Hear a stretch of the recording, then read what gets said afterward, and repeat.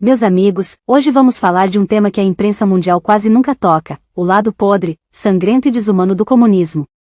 E o exemplo vem do Nepal, onde, durante 10 anos, de 1996 a 2006, os maoístas, sim, discípulos de Mao Tse-tung, espalharam terror sob o comando de um sujeito chamado Prachanda. Eles diziam lutar por uma sociedade justa, por uma tal república popular. Mas o que fizeram foi impor o regime do medo. Execuções sumárias em praça pública, tortura, extorsão, mutilações. Gente simples, agricultores, professores, funcionários locais, mortos como se fossem nada. O comunismo sempre funciona assim, promete igualdade, mas entrega cemitério. Onde entra, deixa rastros de cadáveres e de miséria. E quem não se submete? Vira inimigo. É extorquido, perseguido ou executado diante da própria família. E atenção! Não pensem que só os rebeldes maoístas abusaram do povo. O governo, com seu exército, também cometeu crimes, desaparecimentos e massacres. No fim das contas, a população ficou esmagada entre dois monstros, o Estado corrupto e os revolucionários comunistas. E é esse o ponto que eu quero frisar: o comunismo não é uma ideologia inocente, não é romântica como tentam pintar. É uma máquina de moer gente.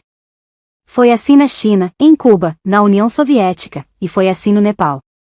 Se a gente não entende isso, se a gente não olha para a história, estamos condenados a repetir os mesmos erros. O Nepal é só mais um capítulo do livro vermelho do horror.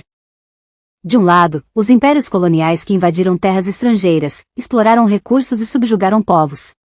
Do outro, um movimento revolucionário interno, dizendo lutar pelo povo contra a monarquia. Mas, se olharmos de perto, o mecanismo é muito parecido. Os colonizadores europeus vinham com a desculpa da civilização. Os maoístas vieram com a desculpa da igualdade.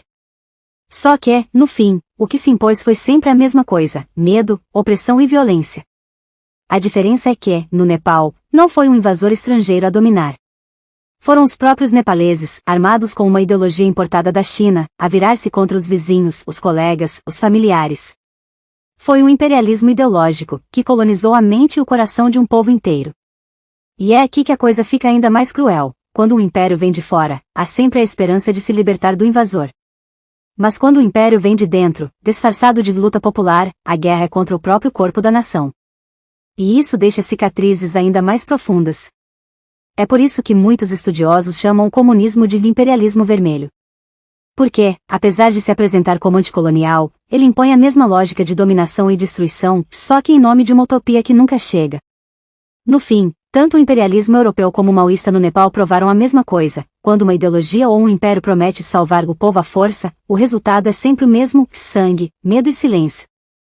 Ouvimos sempre que o maoísmo seria a resposta contra a opressão colonial, contra o imperialismo ocidental. Mas basta olhar para os fatos. O maoísmo não nasceu no Nepal.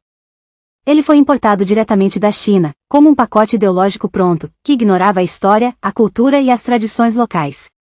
Isso, meus amigos, é imperialismo puro, impor de fora uma visão do mundo, ainda que disfarçada de revolução popular. E não foi só no Nepal. A China maoísta projetou sua ideologia sobre vários países da Ásia, tentando exportar a revolução cultural como quem exporta mercadorias. Era a bandeira vermelha avançando além das suas fronteiras, não com exércitos coloniais como a Europa, mas com células revolucionárias, armas e doutrinação. E o resultado foi sempre o mesmo: destruição da vida comunitária, perseguição de tradições locais e submissão a uma elite ideológica que se dizia representante do povo, mas só falava a língua de Pequim. Por isso é que podemos chamar o maoísmo de imperialismo vermelho. Ele não liberta, ele ocupa. Não emancipa, ele coloniza. Não devolve identidade, ele arranca as raízes culturais e planta no lugar a cartilha de Mao. Se ainda resta dúvida de que o maoísmo é imperialismo, basta olhar além do Nepal. No Tibete, Mao impôs a ocupação em nome da libertação do feudalismo, mas o que aconteceu foi genocídio cultural, destruição de templos e perseguição de monges. No Camboja, Pol Pot seguiu a cartilha maoísta e transformou o país num cemitério a céu aberto, com milhões de mortos. Na América Latina, grupos armados tentaram copiar o modelo maoísta, sempre trazendo mais violência e instabilidade.